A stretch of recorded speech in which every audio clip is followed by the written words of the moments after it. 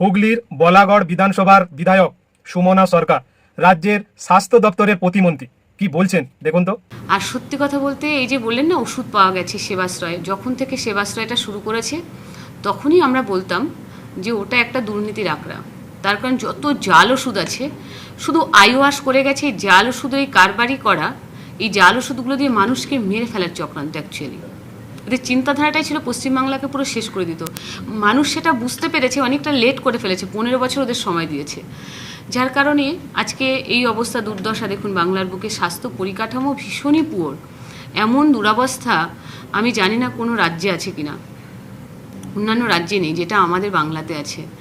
আর আমরা সদ্য 2 দিন হলেও দায়িত্ব পেয়েছি স্বাস্থ্য দপ্তরে। এইটুকু বলতে পারি যে বা যারা দুর্নীতি করেছে দুর্নীতির ক্ষেত্রে জিরো টলারেন্স। আমরা যেখানে যা দুর্নীতি আছে আমরা সব খুঁজে বের করব, সে যেই হোক না কেন।